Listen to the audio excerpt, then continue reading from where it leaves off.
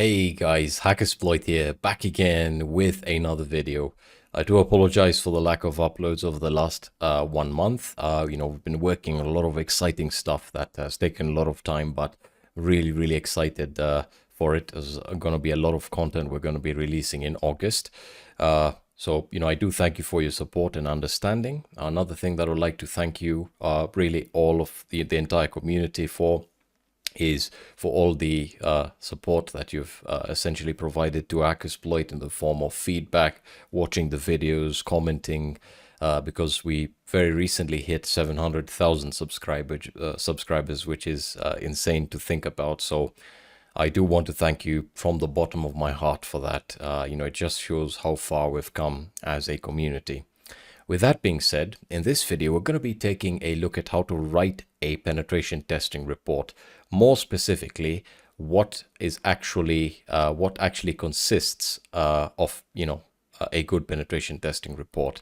Now, why am I covering this? Well, there are two reasons why I'm covering this video. Firstly, I do believe that the actual skill of writing a report is a very underappreciated skill, and it's something that people ignore to the last minute when they actually get their first pen testing job, or when they move from being a student to an actual pen tester.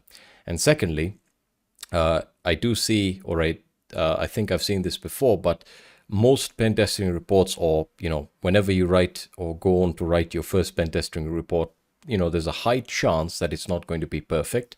And the reason for that might be because you're not really sure about, how to structure the information, so on and so forth. If you work for a company, you may have, really cool guys that surround you and will help you with this process.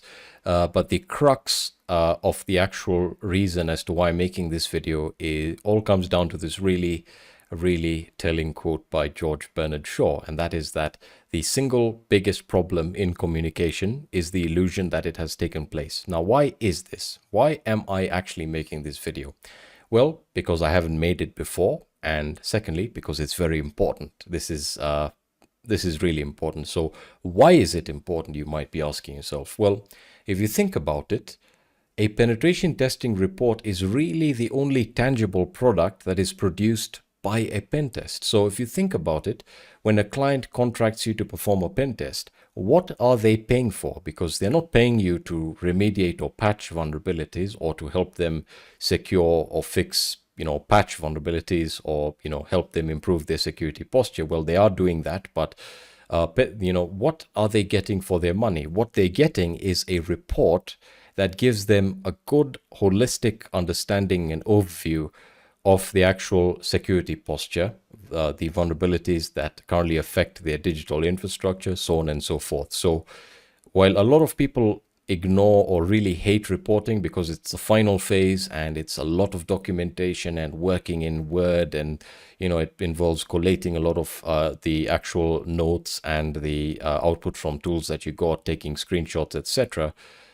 It really is what you're selling and what is actually putting food on your table, really, because that's what the company is paying for, or rather the client that you're performing the pen test is paying for.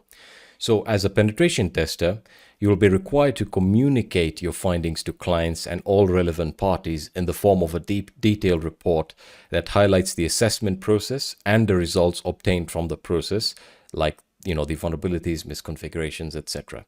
And most importantly, this report will need to communicate your findings to a wide range of audiences with or without technical knowledge, which is something that a lot of pen testers don't seem to understand.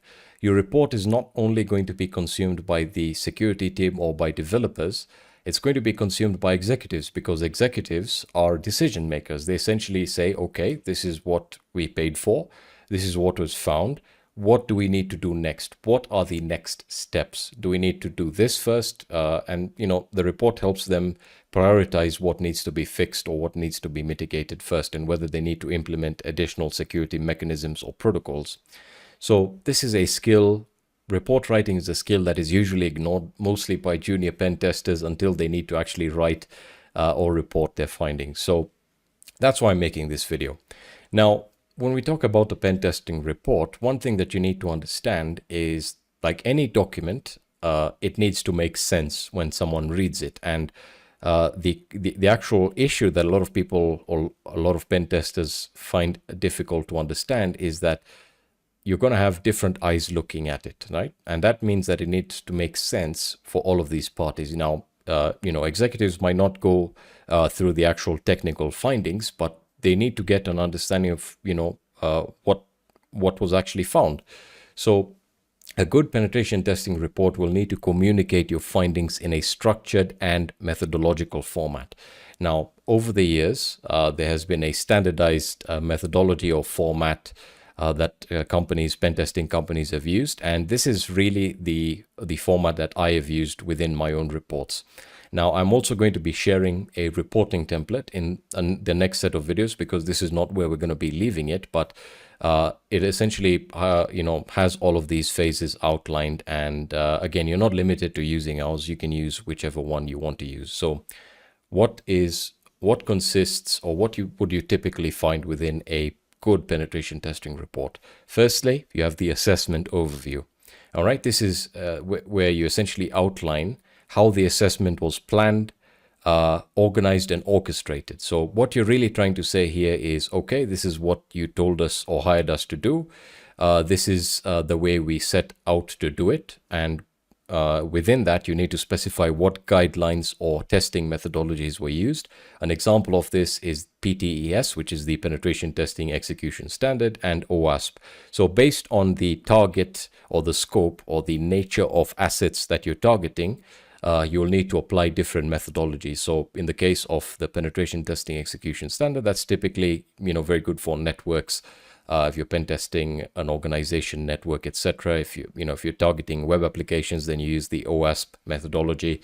What this does is it essentially tells the client that everything was done in accordance with already recognized industry standard methodologies or guidelines, right? So that from their perspective, they get confidence that, okay, things were done using a structured set of procedures or a structured methodology. And again, I've just given you an example of what a typical methodology looks like. So planning, discovery, attack, reporting. Very, very simple.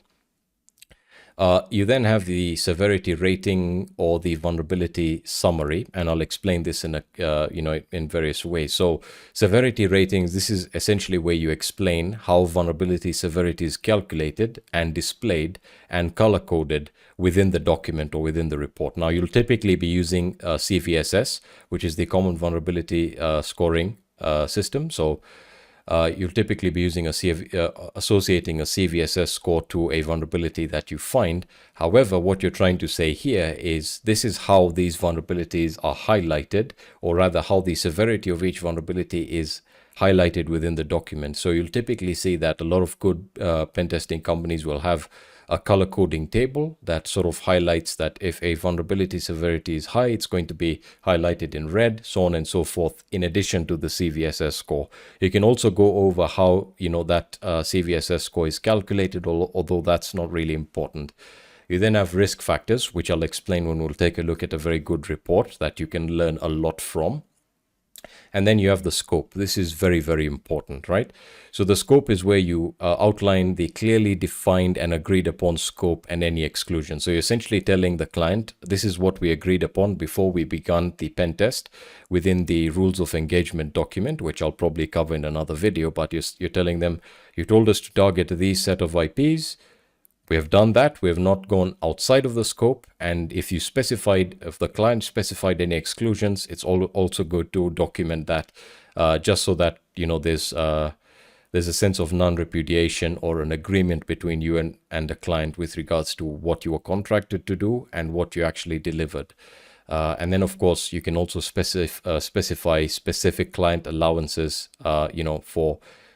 This can be in the form of tools or specific assets that they might have specified or might have allowed you to test or use, but more so for tools and techniques, really.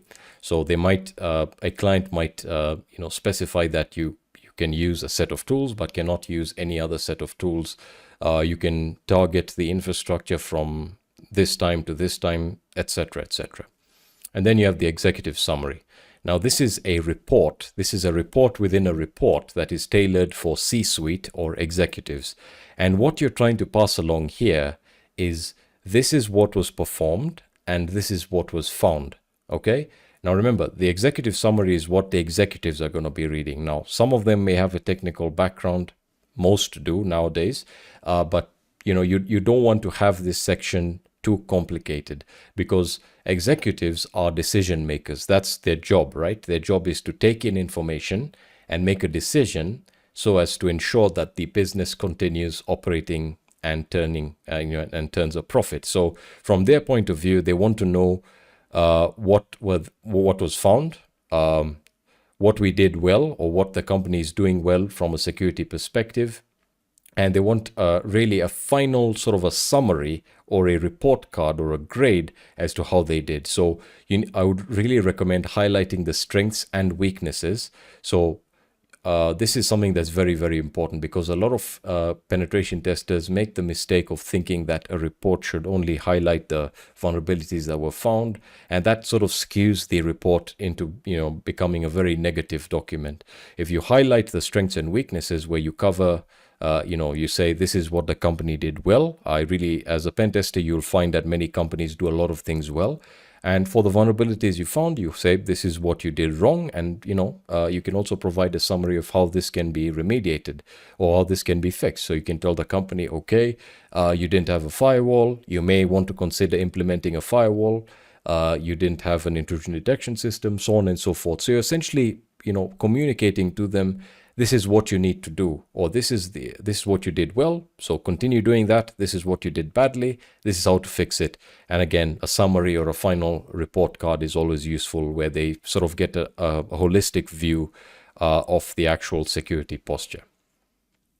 And then the final section is where you have technical findings, which is arguably what pen testers are really focused on.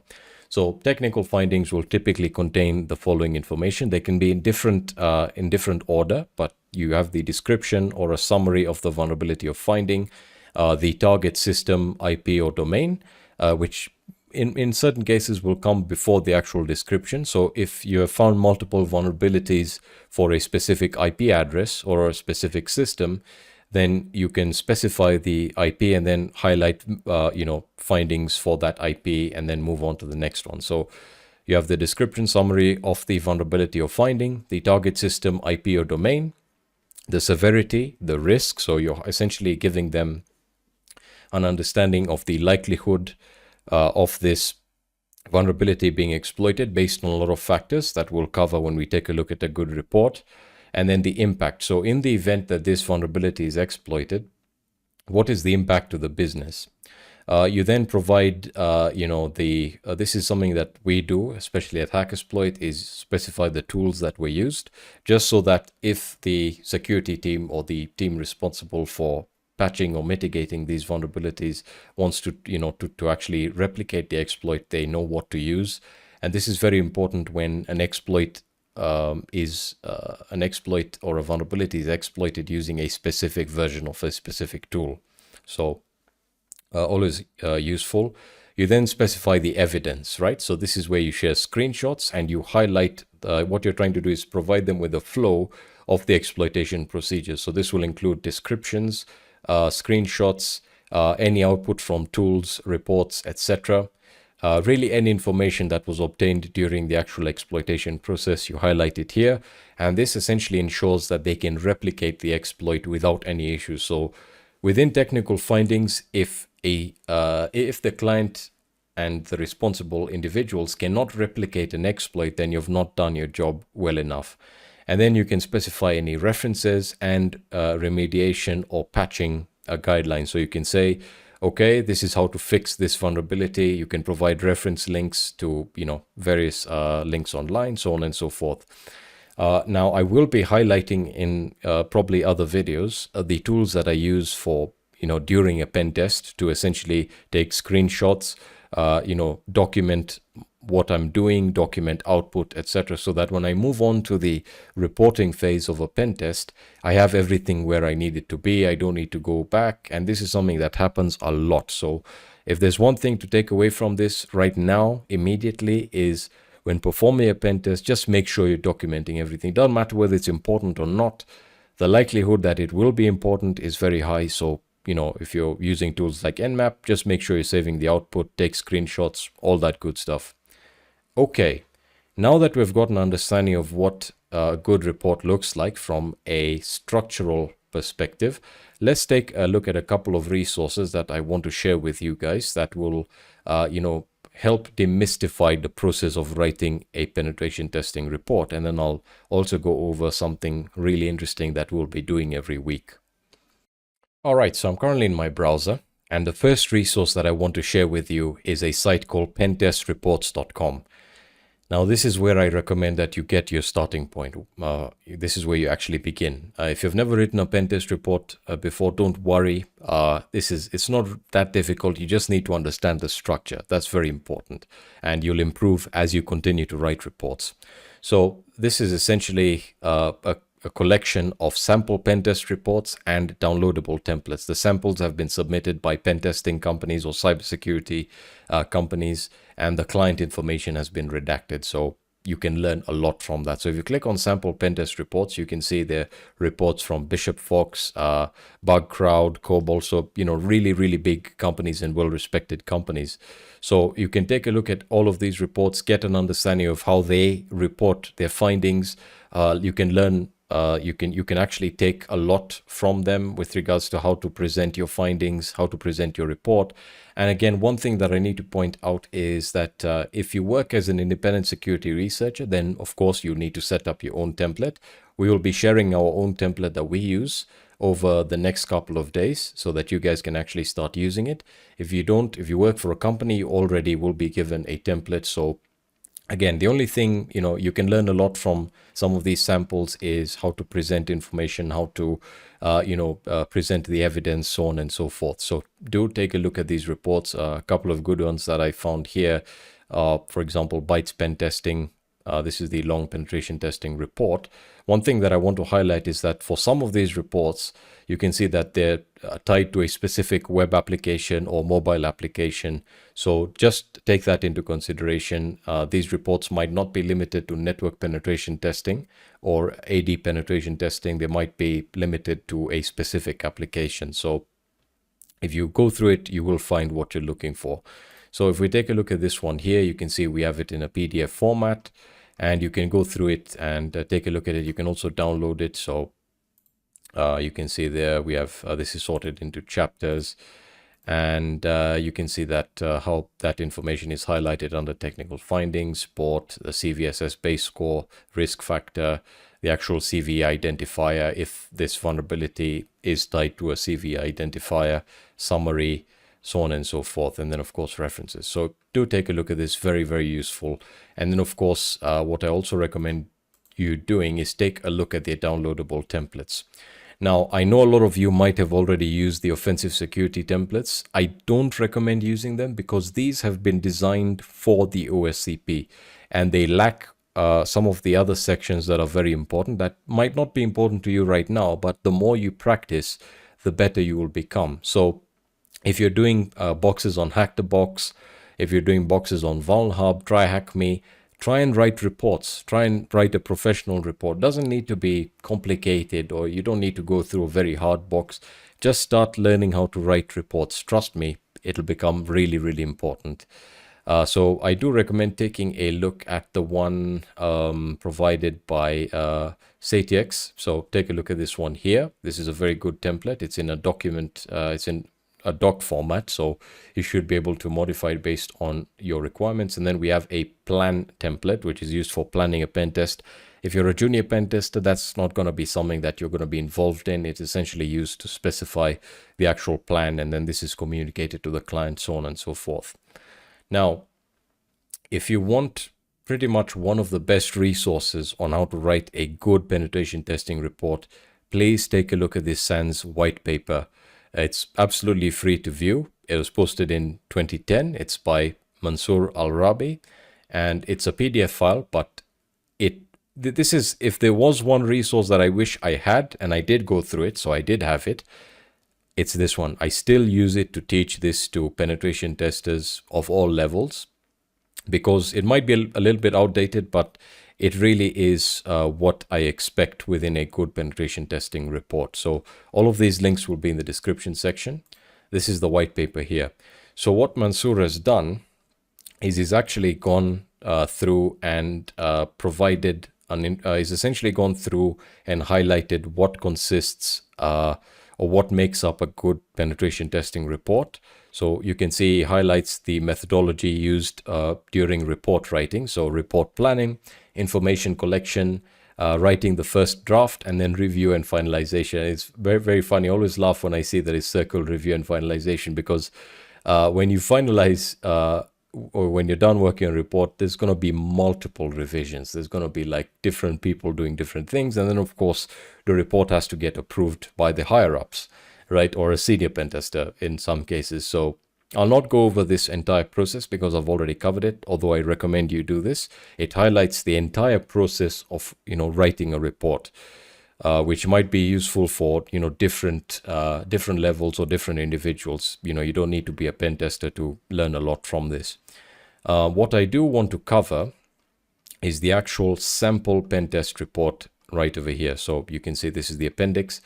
And you can see, on the front page, this will be tied to whatever organization you're working for, but you have the company name here, or the name of the assessment performed for gpen.km, the document version, and the actual, date when this document was actually drafted, or in most cases approved, and who, actually, created this document. And then most importantly, and this is something that's very common in organizations, is you'll have document properties table and changelog. So this is where you specify the title of the document, the version, because there will be many versions, the author, the pen testers, who it was reviewed by, and who it was approved by. This is very important. And then the classification, which is confidential, which brings me to my next really important tip.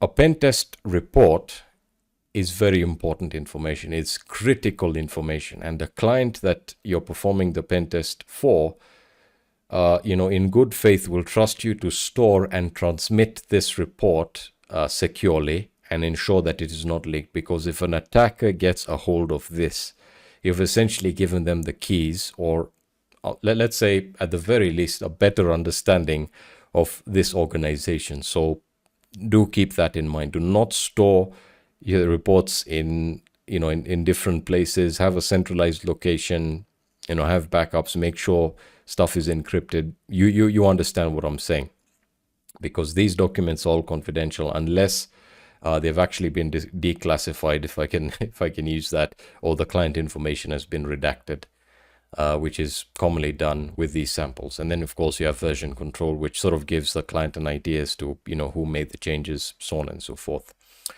Right, so table of content, you can already see that structure there. And some of these areas are not within our own reporting template, but again, this is really, really cool. I really like this report, this reporting template, or this sample.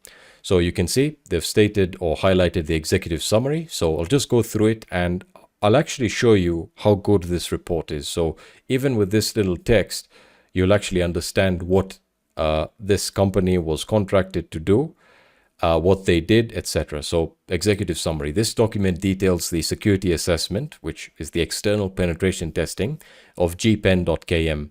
The purpose of the assessment was to provide a review of the security posture of gpen.km's internet infrastructure, as well as to identify potential weaknesses in its internet infrastructure. You might be thinking to yourself, okay, if I'm an executive, all right, I understand what they were set out to do. What's next? The scope of work.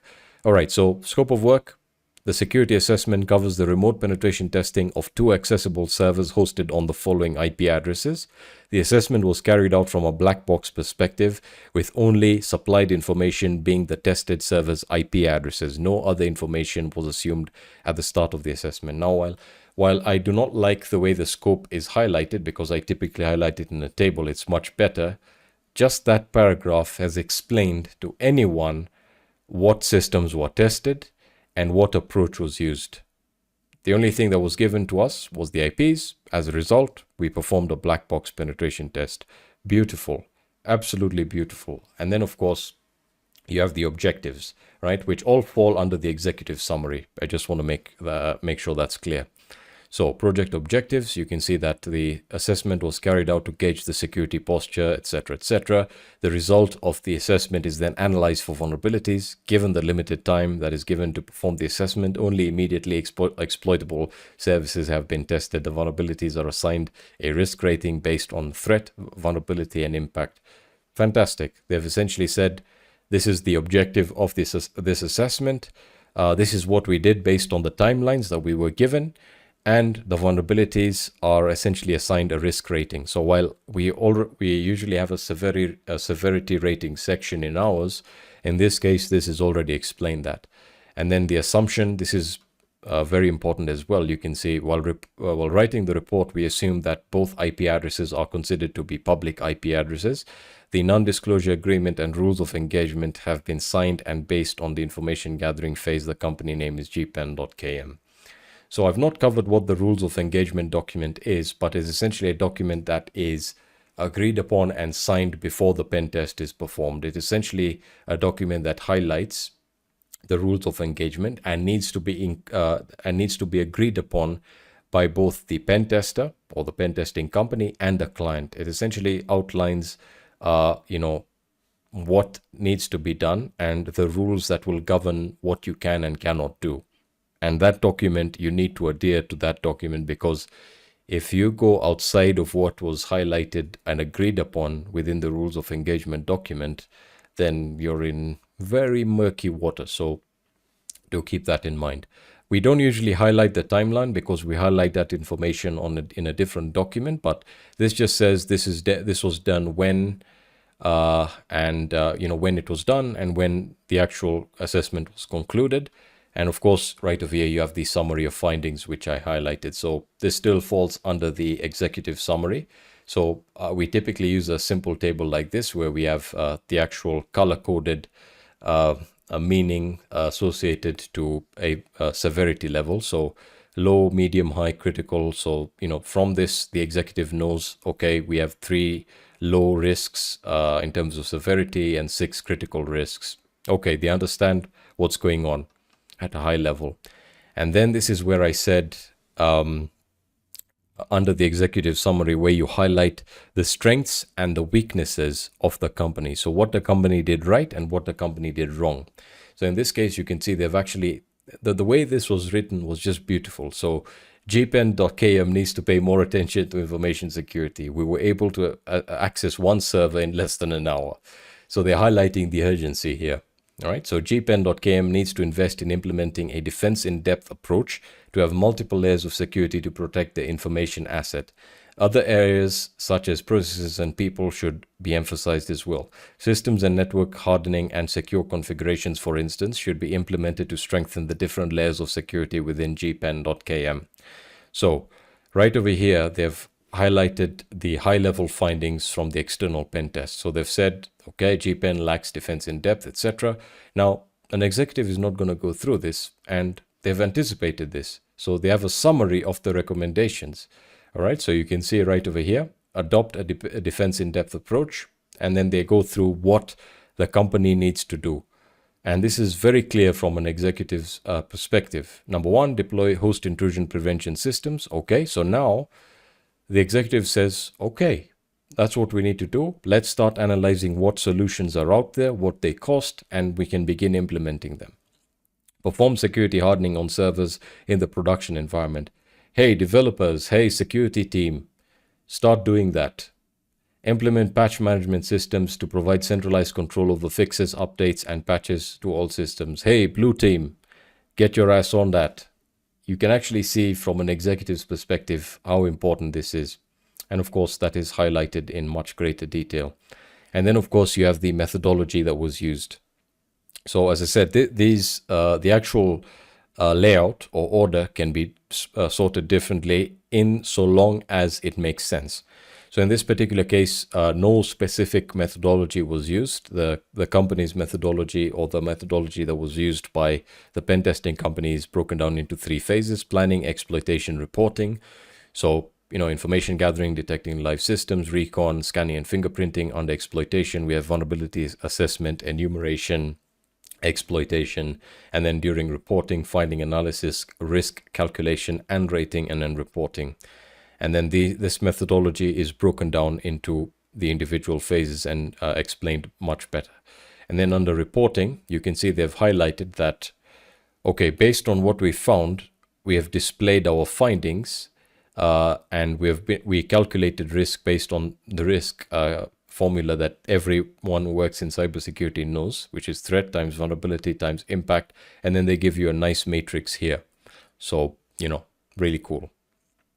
And then you have detailed findings. This is your technical findings. Again, just the name differs, but right over here, they have detailed systems information. This is really, really cool to include. It essentially includes all the IP addresses that were targeted. And then, of course, information about them that you obtained. If it was a black box penetration test and you performed a port scan, you highlight all that info here. So you can see that there. And then you now have your actual technical findings for each individual host. So for this IP address here, you can see there's a nice little graph that highlights the number of vulnerabilities, or the number of risks in this case, and their severity. So in this particular case, you can see the vulnerability is unsecure, telnet is running. Analysis essentially explains the cause of the vulnerability and how it can be exploited. And then they highlight the impact, the risk. And in this case, they've not highlighted the severity. So in modern pen testing reports, you'll typically have the CVSS score, which is very easy to calculate. And then they've highlighted the recommendation, which is your patching and mitigation recommendations, where you can see they've essentially said, if deemed necessary for this server to be administered remotely, utilize secure administration tools such as SSH or secure remote desktop access. So, they've essentially said this is a problem. This is how you can replicate it, or you can test it yourself. And this is what we recommend because this is a huge problem. Take a look at another vulnerability that affects this particular host or IP. You can see the same info is contained here, where you have let's see if I can find it. There we are. The vulnerability is critical. Threat level is high. You can see the analysis here. And then they've used screenshots. This is where they're essentially laying out the evidence. And in our particular case, we use a mix of screenshots, output from tools. We also link external reports that are in HTML format or other PDFs if more info is needed, and also the tools that we used. So the objective here is to provide the client with steps they can replicate, or steps they can go through to replicate the exploit and verify that this is indeed exploitable. And then, of course, you can see, right till the end that they've also covered the impact phase, where they downloaded the SAM database file to show them, or to sort of simulate what an attacker could potentially do with access. So you're going beyond just showing how the vulnerability can lead to, let's say, remote access. You're showing what they can do with that access. In this case, if we talk about the MITRE ATT&CK framework, this is where impact comes into play. So not talking about the actual business impact, but impact in the context of a pen test, or in the context of the cyber kill chain. So what an attacker can do after they've obtained access that could be potentially dangerous to the company. So you have the risk rating and the recommendation, and you can see they've added the link there. And of course, we typically also add references for each individual vulnerability, and then you can have a separate section for references. So that is a really good example of what a good pen testing report is. And hopefully this gives you an understanding, or hopefully this has demystified, what a pen test report is, and what information you typically need to provide. Again, just remember that you're trying to communicate what you found to different audiences. One of them needs to understand, the executives need to understand what needs to be done and where they stand. The security team or the developers need to understand what they need to do to patch it. So again, remember, this is the product that you're selling. This is what is being sold. So a report needs to be good and needs to communicate what you found effectively. The final resource is a GitHub repo of sample reports that you can take a look at. Again, this will be linked in the description. They're all in PDF format, and you have different companies that have submitted samples, which is really, really cool. So do take a look at this. The final thing that I want to say is to begin this exercise, because I know a lot of you guys are not going to do this. I'm going to start a competition, or rather a challenge every week, where we're going to target one box, maybe on Hack the Box, Try Acme, Volnub, it really doesn't matter. But we're going to, target a box, and then the individuals who would like to take part in this can create a report based on the template that we will be sharing, or your own. And then every weekend we're going to have a live stream, and we're going to have a really cool discussion. And I'm going to be going through your reports and then grading them and sort of highlighting what you need to do better. And that way it becomes a very cyclic learning process and you guys are able to improve. The only recommendations I would give you is to just start writing reports. Take a very basic template, modify it based on what I've covered here.